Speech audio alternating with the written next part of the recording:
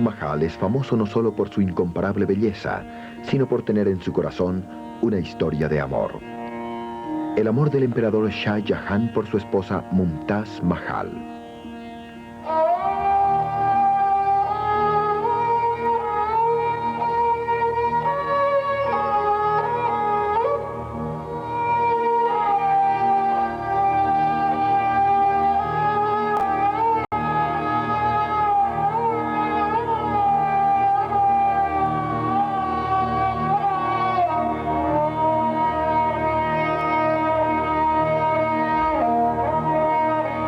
Los grandes mogoles.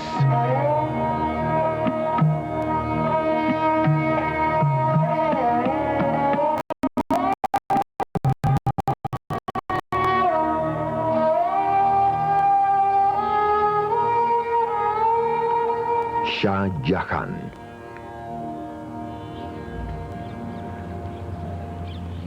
Tres años antes de la tragedia que originó la construcción del Taj Mahal, se celebró aquí una cordial reunión familiar en el Fuerte Rojo de Agra, entre Shah Jahan, Mumtaz Mahal y dos de sus hijos. La familia estuvo excepcionalmente unida.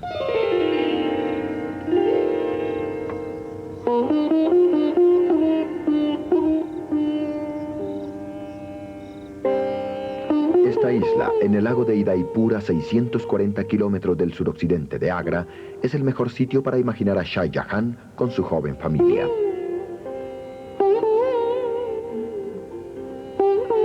Y de su vida juntos aquí uno entiende algo, el por qué estuvo tan ligado a su esposa, hasta el punto que el Taj Mahal sería su monumento.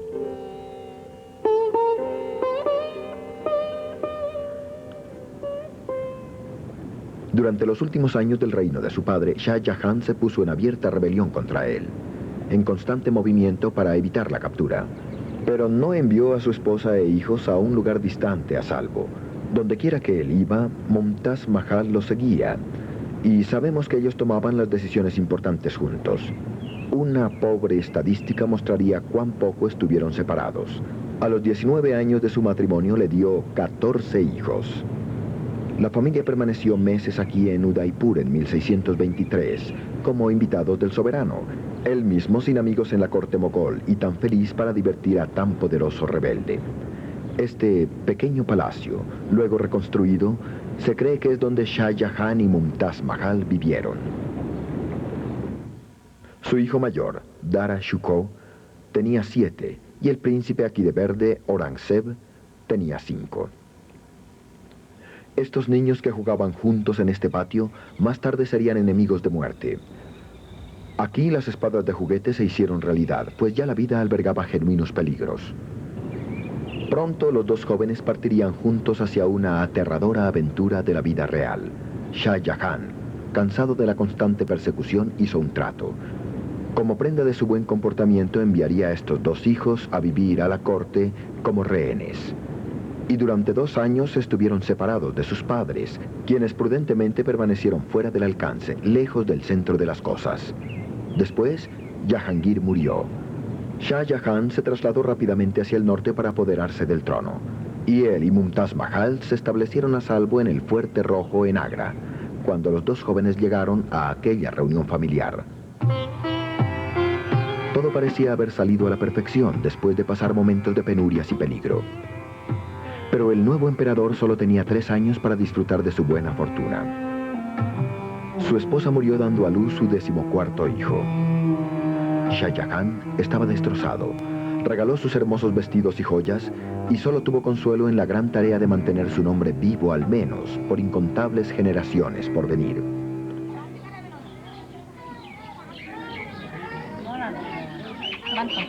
La frase Taj Mahal, que siempre ha hecho eco alrededor del mundo, es el propio nombre de su esposa abreviado, Mumtaz Mahal. Significa la favorita del palacio.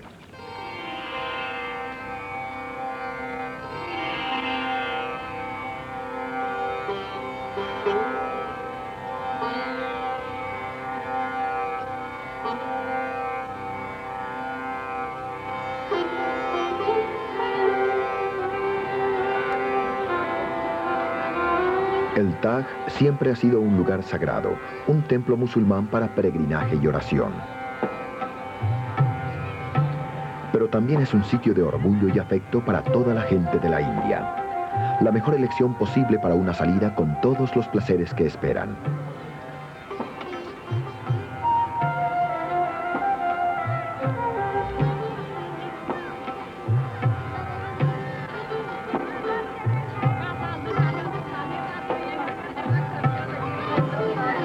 La gente se pregunta, ¿quién fue el arquitecto? Aparentemente ninguno. Parece que Shah Jahan y sus masones proyectaron juntos este último florecimiento perfecto de las tradiciones arquitectónicas de Persia e India musulmana.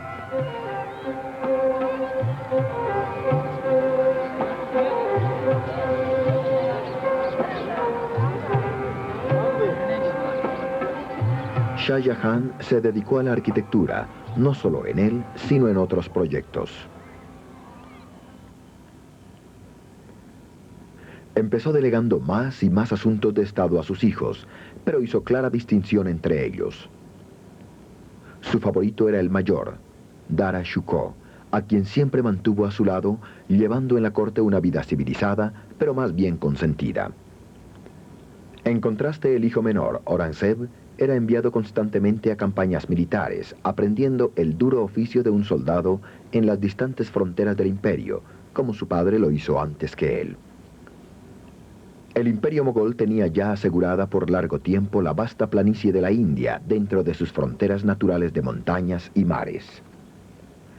Una gran carretera troncal a través de este fértil valle fue la espina dorsal del imperio, y estaba en las grandes ciudades a lo largo de su ruta, Lahore, Delhi, Agra, donde Shah Jahan concentraba ahora sus energías.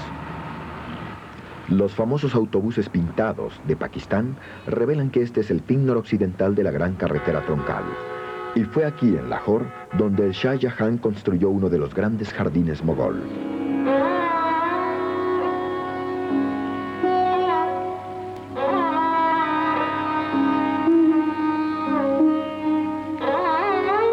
El Shalimar Bagh sugiere perfectamente un concepto muy mogol del placer terrenal: las sosegantes delicias del agua.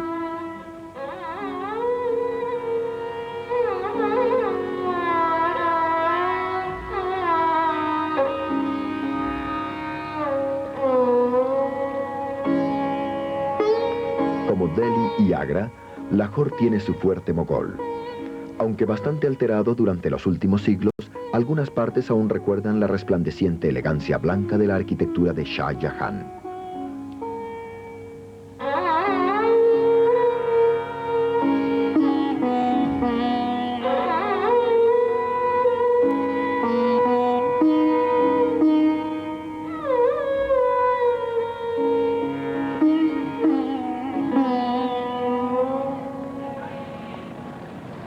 En Delhi, el siguiente lugar importante siguiendo hacia el suroccidente a lo largo de la gran carretera troncal, Shah Jahan creó con las uñas una populosa ciudad, así como un fuerte. Él había decidido trasladar su capital desde Agra hasta aquí. Lo que ahora se conoce como Vieja Delhi, en su tiempo era una ciudad completamente nueva. La calle principal, Chandni Chowk, conduce directo hacia la puerta Lahore del fuerte, conocida como su contraparte más antigua en Agra, el Fuerte Rojo. Los apartamentos privados de Shah Jahan, construidos todos al mismo tiempo, reposaban en las murallas del lado más tranquilo.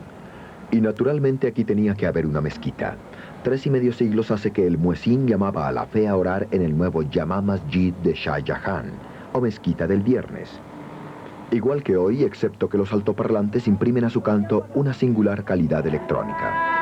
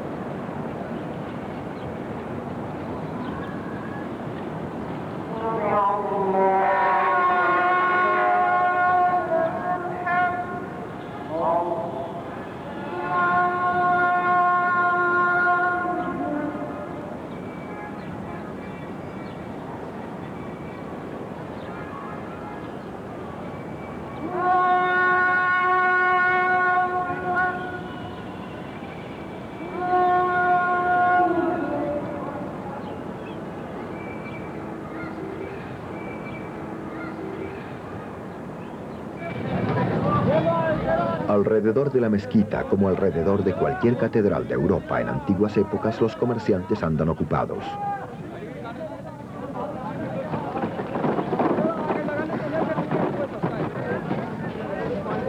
Este es el mercado de cereales y especias. Aquí no hay espacio para bestias de carga de 4 pisos.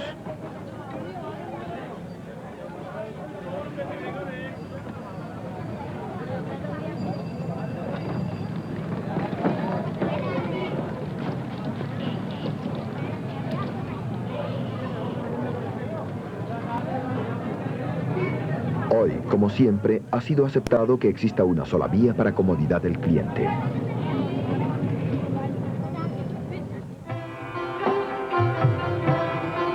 En Agra, el Fuerte Rojo también se benefició mucho con la pasión de Shah Jahan por la arquitectura. Dentro de las rojas murallas de granito construidas por su abuelo, agregó a su propia mezquita pabellones y el típico mármol blanco. Y como el fuerte está aquí menos deteriorado que en Delhi, este es el mejor lugar para imaginar la vida cotidiana del emperador. Desde sus salones privados, aquí mirando al oriente, el sol nace tras el Taj Mahal.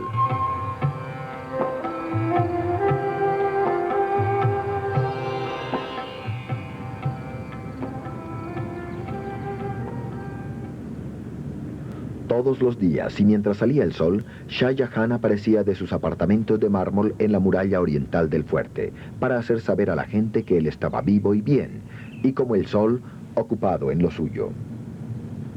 Su abuelo Akbar fue quien primero programó esta diaria aparición, que coincidía con la salida del sol.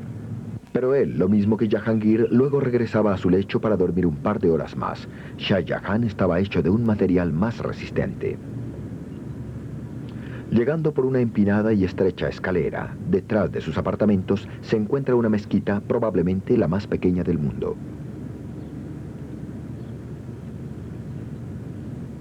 Aquí, respondiendo el llamado del muezín una hora antes del amanecer, Shah Jahan empezaba su día con una sesión de oración privada, en su muy privada mezquita.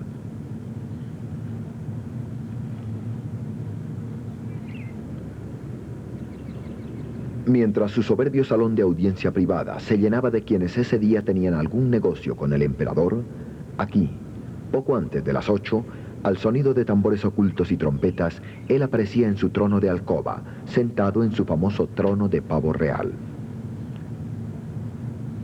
El emperador Shah Jahan solía llevar un trono de pavo real hecho de diamantes y joyas. Más tarde Nadir Shah se lo llevó a Irán. Y como ustedes verán, esta es una de las edificaciones más espaciosas.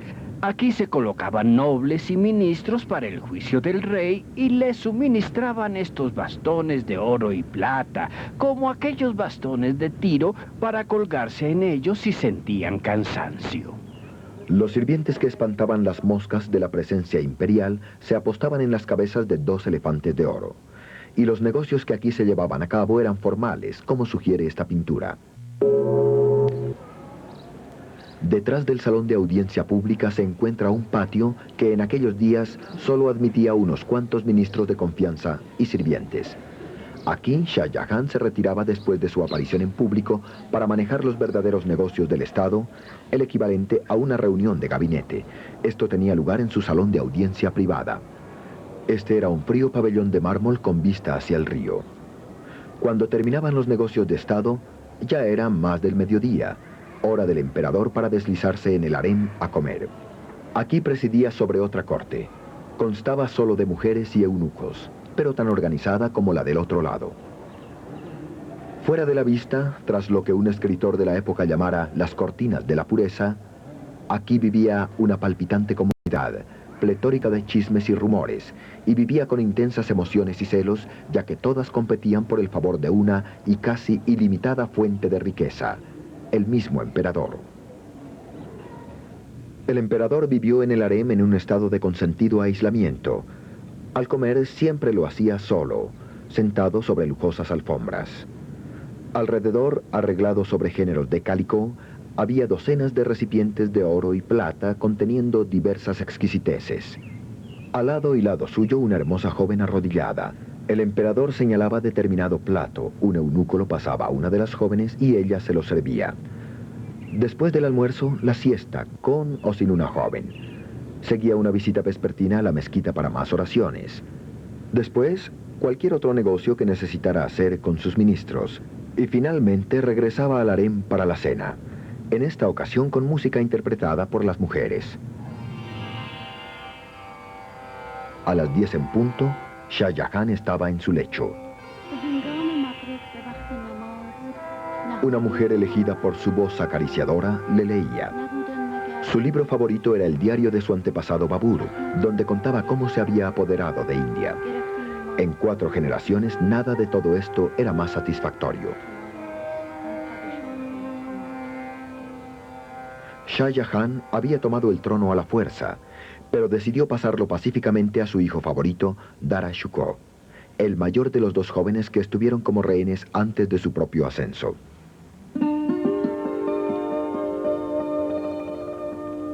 Estas bellas pinturas son de un álbum que Dara Shikoh dio a su novia cuando él tenía 25 años. Son típicas del hombre. Amaba las artes y la literatura. Por tanto, hasta ahora llegaba a ser uno de los miembros más civilizados de su dinastía.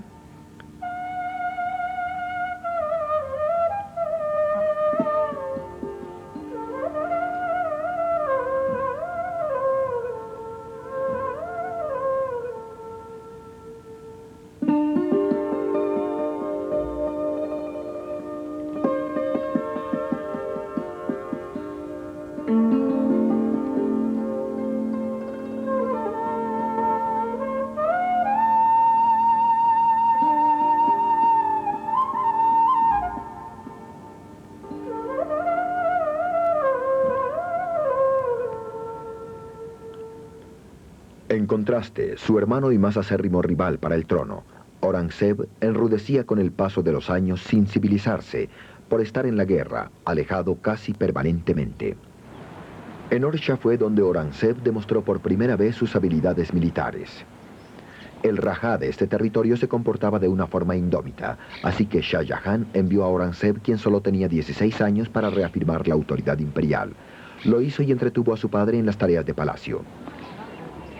Esta es una provincia hindú, donde padre e hijo perpetraron una ofensiva que determinó un gran cambio de política. Ellos demolieron los templos locales. El joven Aurangzeb continuaría así.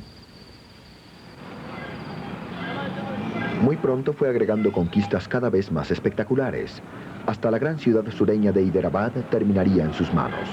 Para entonces era famosa, como ahora, por sus joyas.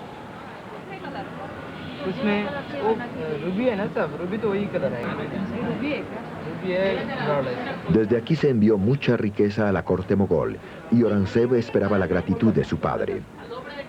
Por el contrario, su toma de esta ciudad solo reveló los obstáculos que fueron puestos en su camino.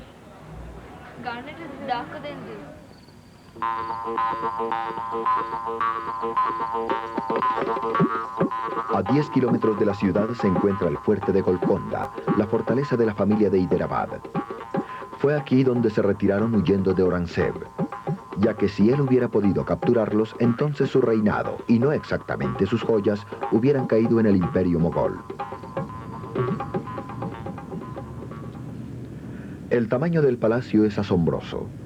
Este patio está a medio camino del interior del fuerte y resta todo ese sendero rocoso para llegar al pequeño palacio en la cima, donde la familia real se había refugiado. Aún desde aquí parece casi imposible atisbarlos.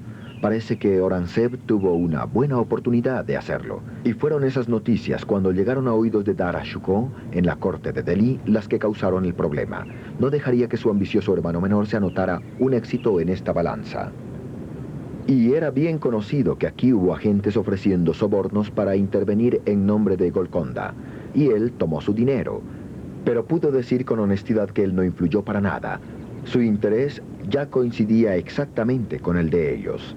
Y así convenció a su padre, el emperador, para ordenar a Aurangzeb, quien ya tenía su victoria para el imperio mogol entre su puño, que retirara sus tropas. Fue este el tipo de frustración que encendió la impetuosa ambición de Aurangzeb. La crisis llegó cuando Shah Jahan cayó enfermo al siguiente año, en 1657, y temporalmente delegó los negocios del gobierno a Dara Shikoh.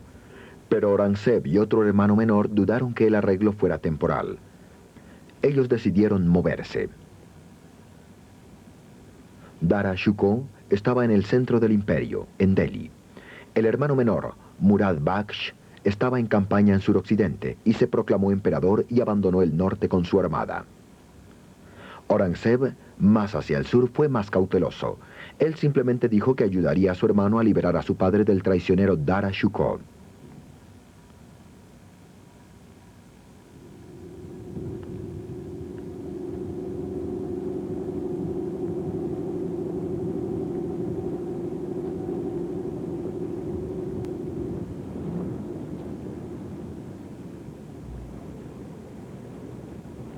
Fue en un cálido día de verano, bajo un sol abrasador, cuando las armadas rivales se encontraron, en una empolvada planicie al sur de Agra. De un lado las fuerzas unidas de los dos hermanos menores, desagradables a la vista, pero con hombres endurecidos por las distantes campañas. Del otro lado, la armada imperial encabezada por Dara Shikoh. Un testigo ocular dio cuenta de la imponente fuerza de Dara Shikoh que avanzaba desde Agra. Filas de elefantes en armaduras de inmaculado brillo, escuadrones de caballería con rutilantes lanzas. Pero también hay que decir que la mayoría de los soldados no eran muy valientes. Eran barberos, herreros, carniceros, carpinteros, sastres y gente así. Una armada de tiempos de paz bajo un general de tiempos de paz. El sol del mediodía era tan caliente que la piel de los hombres se ampollaba bajo las armaduras. A pesar de los barberos y los sastres, la batalla estuvo bastante reñida, pero al final Dara Shikoh se retiró regresando al fuerte en Agra. Se detuvo el tiempo suficiente para recoger a su familia y a unas cuantas esclavas escogidas, y luego salió con ellos en frescos elefantes hacia Delhi. Y con esa retirada ignominiosa del futuro heredero del trono, la marea se pondría a favor de su hermano menor, Aurangzeb. 2 días después, Aurangzeb y su armada victoriosa llegaron a las afueras del Fuerte Rojo en Agra, donde su padre, Shah Jahan, hacía planes para defender su herencia en ruinas. Cualquier negociación aquí en el fuerte sería con el príncipe Murad, quien fuera gravemente herido en la batalla. Shah Jahan abrió el caso enviando una espada de honor a Aurangzeb con una invitación para visitarlo. Aurangzeb respondió que iría si su padre le entregaba el fuerte a sus hombres. Shah Jahan no aceptó, y en consecuencia Aurangzeb sitió a su padre. Los cañonazos no podían hacer mucho contra estas grandes murallas. Bloquear el suministro de agua parecía más efectivo. A los 3 días, Shah Jahan se rindió. Aurangzeb nunca entró a ver a su padre, y Shah Jahan no volvería a salir de este fuerte. Esta hermosa torre fue su prisión, y su vida aquí se hacía cada vez más desolada. Hasta sus joyas le fueron quitadas por los sirvientes de su codicioso hijo. Todo lo que pudo guardar con bastante dificultad fue su rosario de perlas. Ahora tenía mucho tiempo para orar, y se convirtió a la manera de los hombres viejos en la adversidad, cada vez más piadoso.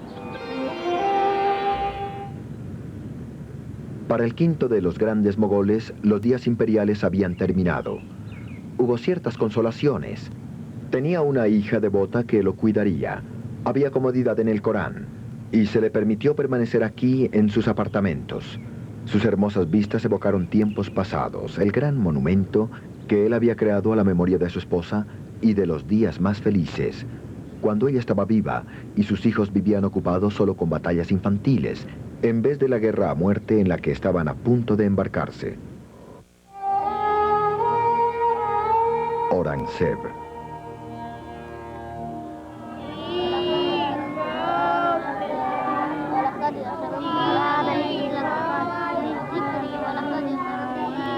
Aprender la palabra de la Sagrada Biblia de memoria en muchas sociedades es la base de la educación religiosa. Estos son niños en una mezquita en India.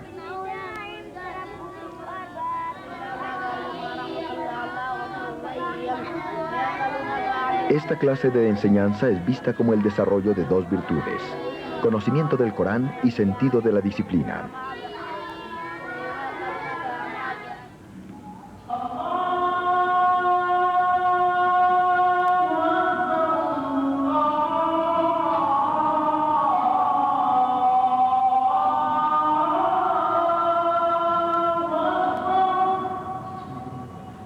los adultos, en la mezquita en Lahore. El sentido de disciplina en un comportamiento y la causa compartida toca a cualquiera que asista al servicio del viernes en una mezquita. Fue una moda que sería impuesta en uso político por el último de los grandes mogoles, Aurangzeb. Entre los grandes mogoles era raro ver pintado a Aurangzeb de rodillas en sus oraciones. Sus antepasados prefirieron no llamar la atención a ningún ser superior distinto a ellos mismos. Pero a él le gustaba ser visto como un humilde guerrero al servicio del islamismo. La palabra significa sumisión a la palabra de Dios. Cuando Aurangzeb era un joven, muchos musulmanes en India llevaban un sentimiento de pesar contra su familia. El imperio mogol se había establecido en gran parte involucrando a los hindúes. Bajo Aurangzeb, las fronteras serían vastamente extendidas y él mismo pasaría parte de su vida luchando en el sur. Pero su más apasionada meta era convertir a India en un estado islámico más ortodoxo. La violencia entre las dos grandes comunidades de India, hindúes y musulmanes, no es nada nuevo. Los trágicos eventos de 1947, cuando India y Pakistán se hicieron países independientes, fue solo el más extremo ejemplo. El interrogante de cómo la actual minoría musulmana toleraría las prácticas paganas de los hindúes fue importante en la juventud de Aurangzeb, cuando él solo era uno de los varios rivales del príncipe. El heredero natural del trono, Dara Shikoh, disentía profundamente con su hermano menor, Aurangzeb. Dara creía en estimular todas las religiones por igual, mientras Aurangzeb lo consideraba una herejía.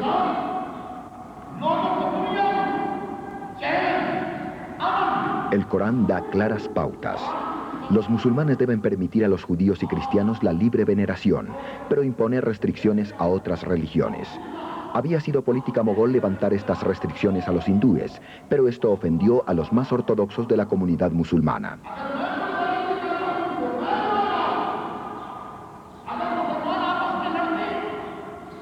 Esta indignación, sentida por muchos en la comunidad musulmana, fue lo que Aurangzeb emplearía en su lucha por el trono.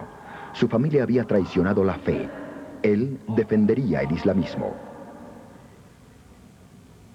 Hubo 3 personas con motivo de queja cuando Aurangzeb se proclamó a sí mismo emperador en 1658. Una fue su padre, Shah Jahan, el justo emperador, a quien Aurangzeb había capturado y encarcelado. Otra fue Dara Shikoh, el futuro y favorito heredero de Shah Jahan. Y entonces apareció un hermano menor, Murad Baksh, a quien Aurangzeb proclamara una vez como príncipe sucesor en lugar del hereje Dara Shikoh. Cuando finalmente llegó a una batalla campal, Dara fue defendido por las fuerzas combinadas de sus hermanos menores. Y desde ese momento Aurangzeb, quien aquí se ve de verde, sistemáticamente actuó retirando cada uno de estos obstáculos vivientes de su propio gobierno. Su inmediata preocupación era su hermano mayor. Dara Shikoh había huido del campo de batalla en su elefante. Con la bendición de su padre actuó rápidamente para arrebatar el tesoro imperial. La intención era construir él mismo otras fuerzas para luchar contra Aurangzeb. La primera parada fue en el nuevo fuerte de Shah Jahan, en Delhi. Aquí había una gran riqueza, pero Aurangzeb estaba firme en sus talones.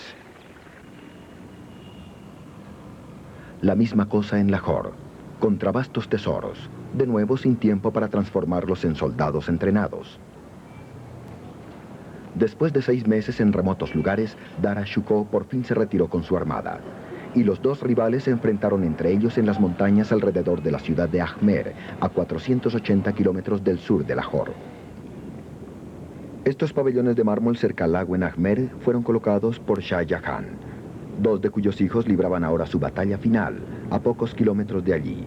El día de esa batalla se vio un extraño grupo: elefantes, mujeres y niños, eunucos, todos esperando nerviosamente. Era el harem de Dara Shikoh y lo que quedaba de su tesoro. Ellos estaban listos para moverse en el momento de la noticia porque si era vencido, había dicho que se uniría a ellos para poder huir juntos al desierto y escapar de su hermano asesino. Dara Shikoh perdió la batalla y en el caos olvidó totalmente este vital encuentro. Las mujeres y los eunucos esperaron cuanto pudieron y luego huyeron sin él. Milagrosamente, semanas más tarde pudieron unirse a él de nuevo, pero adelante quedaba una última traición. Un gobernante local había sido condenado por Shah Jahan a morir pisoteado por los elefantes. Dara Shikoh le salvó la vida, empleando la influencia especial de hijo favorito para pedir perdón. Ahora era el momento preciso para cobrar viejas deudas. Dara y su familia llegaron al territorio del hombre. Durante unos pocos días recibieron atención real. Después, más traicioneramente, Dara Shikoh y su hijo de 15 años fueron secuestrados. El gobernante había decidido dónde estaba la mejor ventaja. Un grupo de elefantes salió del norte con un howdah cerrado, portando a Dara Shikoh y a su joven hijo como prisioneros. Su destino, Delhi y Aurangzeb. Para entonces la ciudad de Delhi era nueva. Había sido recientemente construida cerca al Fuerte Rojo por Shah Jahan. Fue aquí donde Aurangzeb organizó una charada para humillar a su hermano mayor. Por poco no resultó. En esta especie de altura encima de la calle, Dara Shikoh y su joven hijo fueron mostrados por toda la vieja Delhi. Vestidos con harapos, sucios y sentados en una huesuda elefanta. La gente de Delhi debía burlarse de ellos, pero no lo hizo. Dara Shikoh había sido un príncipe generoso y popular, y hubo enojo por esta humillación, y esto urgió un próximo paso en los planes de Aurangzeb. Los estudiados y santos hombres jugaban un papel importante en el sistema legal del Islam, y Aurangzeb organizó entonces un comité con ellos para aconsejarles sobre el destino de su hermano, quien él describiera como el jefe de los ateos. Los santones, después de la debida consideración, recomendaron su muerte. El mismo Aurangzeb hizo saber que él mismo hubiera preferido el exilio para su hermano, pero se plegó a la autoridad religiosa, y la muerte pronto se ejecutó.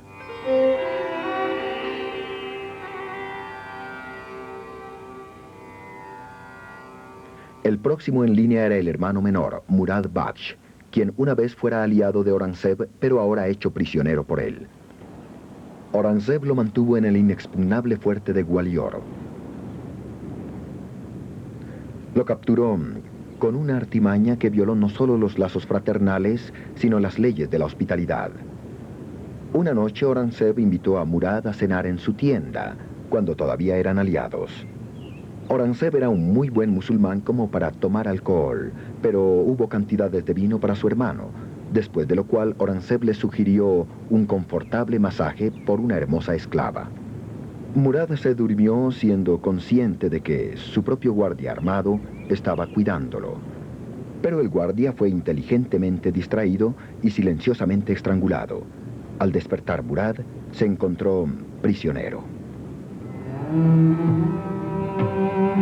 La misma noche, 4 elefantes salían del campo de Aurangzeb en 4 diferentes direcciones. Cada uno llevaba un howdah cerrado, haciendo difícil para cualquier partida de rescate decidir cuál de ellos perseguir. El que llevaba a Murad Baksh en su interior lo llevó de prisión en prisión, y por último hasta la oscura seguridad de Gwalior.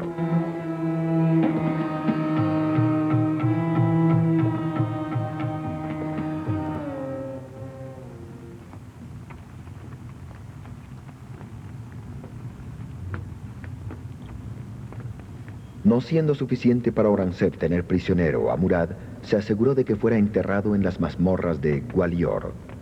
Lo quería muerto. Y lo logró por un subterfugio hipócrita, el cual era típico del hombre. Una vez Murad había asesinado a un hombre, y esto le dio la oportunidad a Aurangzeb. Según las leyes musulmanas, solo los parientes de un asesinado pueden reclamar justicia. Aurangzeb ahora sí vio a estos parientes. El hijo mayor se negó a tomar acción, pero el segundo hijo fue convencido para traer el caso. El juez encontró culpable a Murad.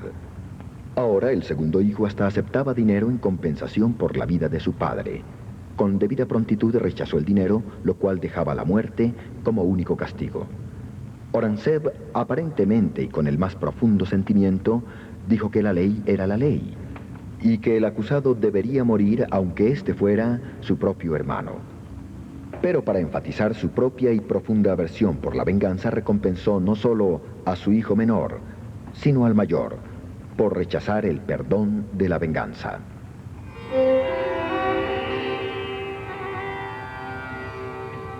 Ahora solo un sobreviviente podía negar la petición del trono de Aurangzeb, el prisionero en el fuerte rojo de Agra, Shah Jahan.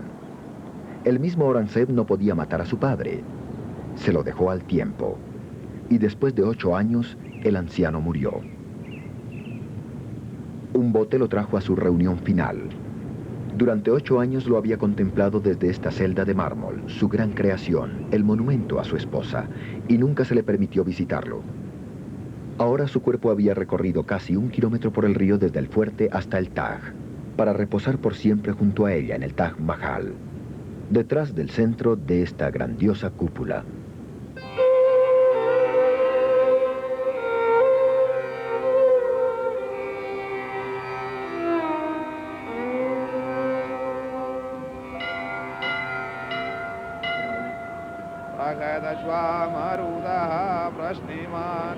Para la mayoría de los hindúes, el que Aurangzeb asegurara el trono era una noticia nada bien recibida. El Corán dice que los escépticos deben pagar un impuesto especial. El bisabuelo de Aurangzeb, Akbar, los había liberado de esto, en el modo tolerante que Aurangzeb desaprobara totalmente. Aurangzeb, teniendo menos interés en la armonía de la comunidad, ahora reintrodujo el tan odiado impuesto.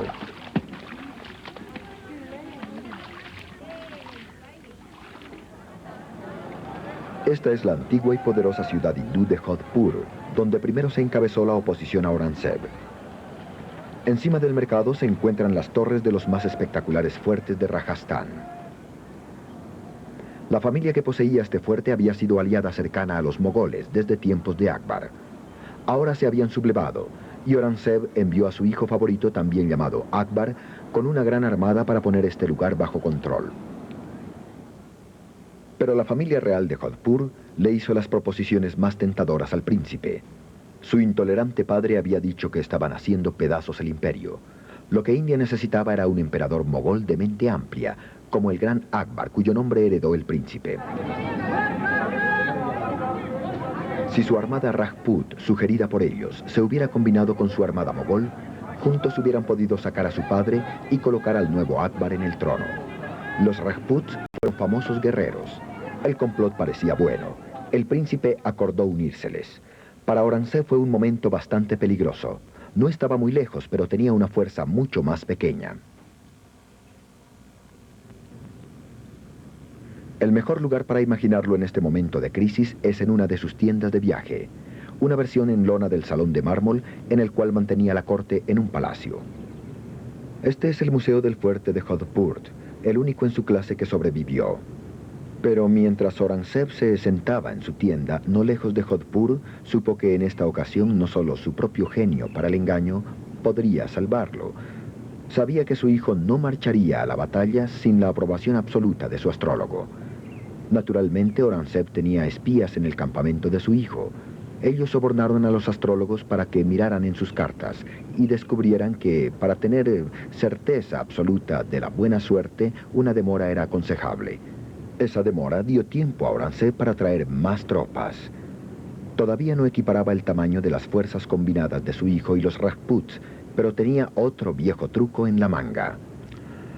A medida que las fuerzas opuestas se acercaban, la batalla era segura para el día siguiente. Aurangzeb escribió una carta a su hijo felicitándolo por haber traído la armada Rajput, que se estaba acercando en forma directa a la trampa que ellos ya le habían preparado. La carta llegó de contrabando al campamento de su hijo y se hizo arreglos para que cayera en manos de los Rajput. En la noche, la armada Rajput desapareció y al mismo tiempo el joven Akbar huyó también. Su padre no era hombre fácil para ser derribado.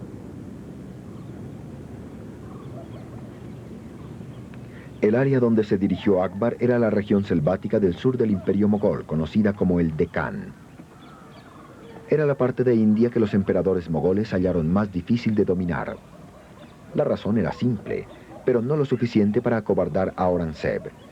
Este era el terreno perfecto para cualquier frente guerrillero, notablemente inesperado en una armada convencional, y perfecto para luego desaparecer. Y durante el reino de Aurangzeb un gobernante había surgido de aquí, un clásico líder guerrillero. Su estatua se encuentra hoy en muchas ciudades de India. ya que en nuestro siglo se convirtió en un símbolo de cómo los hindúes pudieron derrotar a sus opresores en complicidad con los británicos.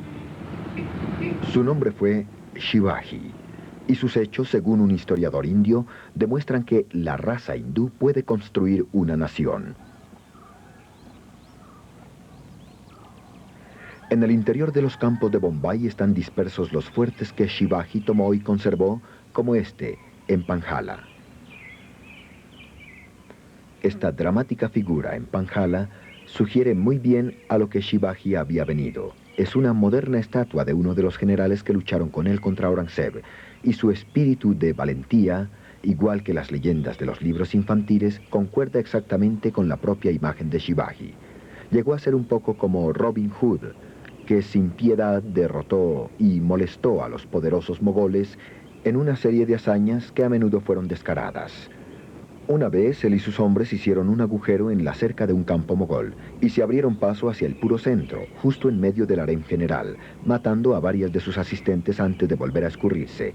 En otra ocasión, él escapó del cautiverio mogol siendo transportado en grandes canastas con deliciosos pasteles y dulces. Esta romántica figura murió un año antes que el hijo de Aurangzeb se rebelara, pero el joven príncipe vino a esta región a unirse a las fuerzas del hijo de Shivaji. Y Aurangzeb decidió perseguirlo por el sur para castigar su impertinente alianza. Esto vino a constituir la crisis del reino y hasta de la misma historia del gran imperio mogol.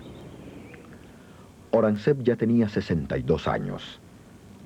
Envejecía en la campaña en el sur tratando de dominar esta turbulenta región mucho después de que su hijo Akbar pensara mejor en ello y escapara hacia Persia. El corazón de la tierra del imperio mogol había sido esta área. Aurangzeb agregaría vastos territorios al sur, y en los últimos 27 años de su vida no volvió a poner un pie fuera de esta región, representando un drástico cambio de política.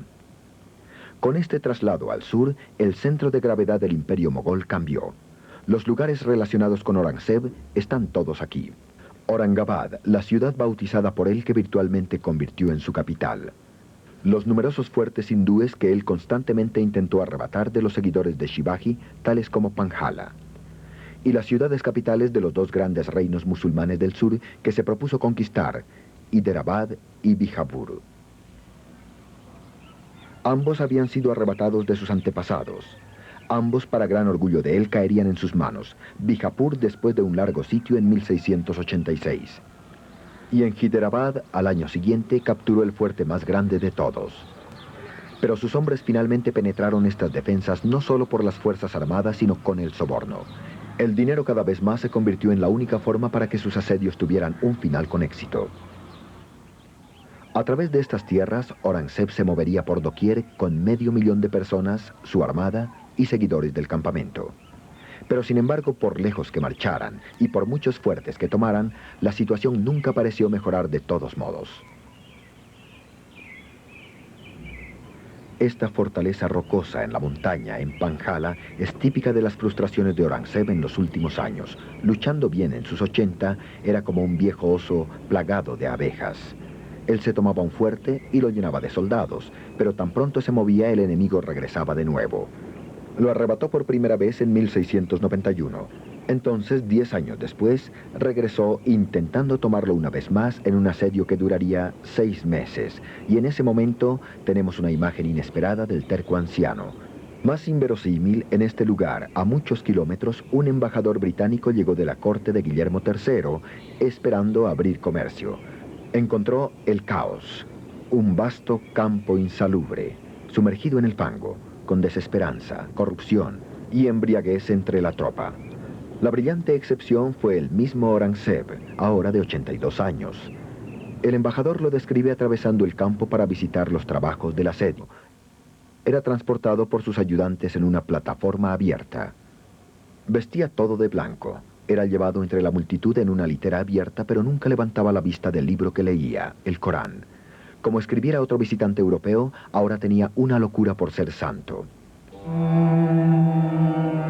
89 años tenía cuando murió, y murió como lo había esperado, un viernes, día santo musulmán, justo después de rezar sus oraciones. Esta edificación, a pocas millas de Agra, es un ejemplo de cómo iban los negocios en el centro del imperio, de mal en peor durante la larga ausencia de Aurangzeb. Es la tumba de su bisabuelo, Akbar, un lugar santo para la familia. Aunque esta tumba ahora fue saqueada por la población local, sus placas de oro y plata fueron sacadas y sus ricas alfombras también. Fue solo un ejemplo de la anarquía que destruiría el imperio hacia el final del reino de Aurangzeb y después de su muerte.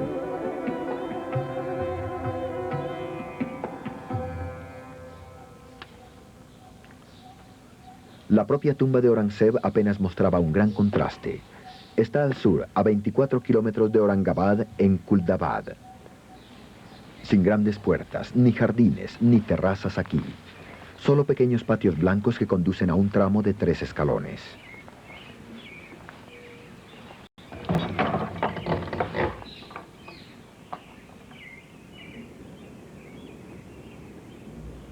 Solamente en esto consiste la tumba de Aurangzeb.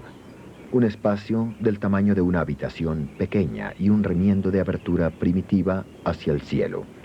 Exactamente en concordancia con lo que el Corán especifica y con la imagen que él siempre quiso proyectar, la de un sencillo musulmán, como uno de los peregrinos de la vida. Pero este estrecho espacio simboliza la pobreza demente que arrastró a la más generosa tradición de sus antepasados, cuya extravagante expansión involucró los diferentes talentos de los hindúes y musulmanes, todos por igual. Una actitud que justifica con amplitud esa resonante frase, los grandes mogoles. Esta tumba puede cumplir con un estricto propósito religioso, pero fue muy diferente de la que India podría esperar para sus emperadores. El sexto de los grandes mogoles había muerto, y el imperio murió así con él.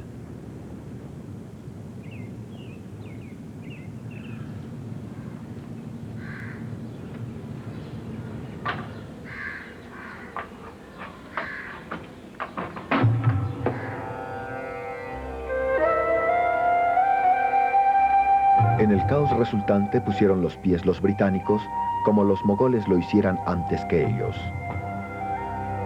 Los descendientes de Aurangzeb aún eran oficialmente emperadores, aunque cada vez con menos poder, hasta que finalmente el título imperial fue pasado a la reina Victoria.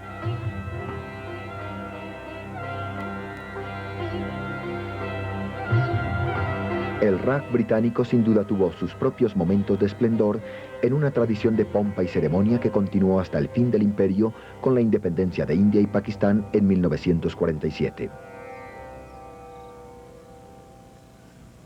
Pero sería difícil sostener que cualquier gobernante de India, antes o después, mostrara siquiera la aptitud y el estilo de los grandes mogoles.